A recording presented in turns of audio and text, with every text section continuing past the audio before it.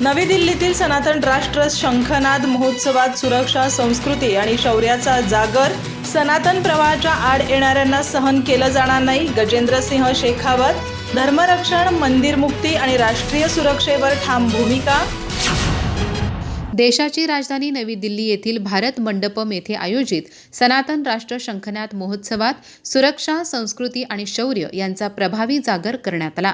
हा महोत्सव केवळ उत्सव नसून भारताच्या सांस्कृतिक पुनर्जागृतीचा उद्घोष असल्याचे प्रतिपादन केंद्रीय पर्यटन व सांस्कृतिक मंत्री गजेंद्रसिंह शेखावत यांनी केले. अयोध्येत प्रभू श्रीरामचंद्रांच्या पुनर्स्थापनेनंतर देशात सांस्कृतिक पालट सुरू झाला असून भारतीय संस्कृतीचा पुनश्च उदय होत असल्याचे चित्र दिसत आहे, असे त्यांनी नमूद केले. सनातन धर्म हा कुणाच्याही विरोधात नाही, मात्र सनातन प्रवाहाच्या आड येणाऱ्यांना सहन केले जाणार नाही, अशी ठाम भूमिका त्यांनी मांडली. सनातन संस्थेचे संस्थापक सच्चिदानंद परब्रह्म डॉक्टर जयंत आठवले यांनी गेली 25 वर्षे साधकांची आध्यात्मिक उन्नती तर केलीच, शिवाय समाजात नैतिकता, राष्ट्रबोध आणि धर्मचेतना जागृत केल्याचेही शेखावत यांनी सांगितले. या महोत्सवात सर्वोच्च न्यायालयातील अधिवक्ता विष्णू शंकर जैन यांनी काशी, मथुरा एवढ्यापुरतेच नव्हे तर देशातील प्रत्येक अतिक्रमित हिंदू मंदिर मुक्त होईपर्यंत लढ्याचा निर्धार करण्याचे आवाहन केले. अनेक राष्ट्रांमध्ये केवळ हिंदूचीच मंदिरे ताब्यात घेतली जातात, हा अन्याय असून मंदिर मुक्तीचा कायदा आणण्याची मागणी त्यांनी केली.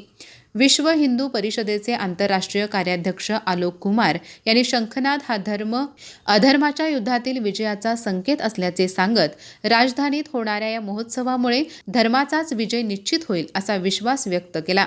दिल्लीतील अलीकडील दहशतवादी हल्ल्याचा उल्लेख करत जिहाद हा केवळ गरिबी, अशिक्षणामुळे होत नाही, हा भ्रम दूर झाल्याचे त्यांनी स्पष्ट केले.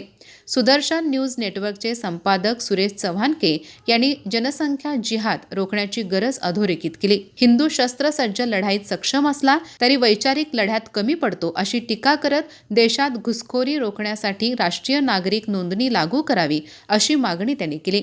सनातन राष्ट्र शंखनाद महोत्सवाच्या माध्यमातून धर्म, राष्ट्र, संस्कृती आणि सुरक्षेच्या मुद्द्यावर ठाम भूमिका मांडण्यात आली असून या विचारांची व्यापक जनजागृती करण्याचा निर्धार यावेळी व्यक्त करण्यात आला. अधिक माहिती आणि ताज्या घडामोडींसाठी आजच आमचे चॅनल सबस्क्राईब करा.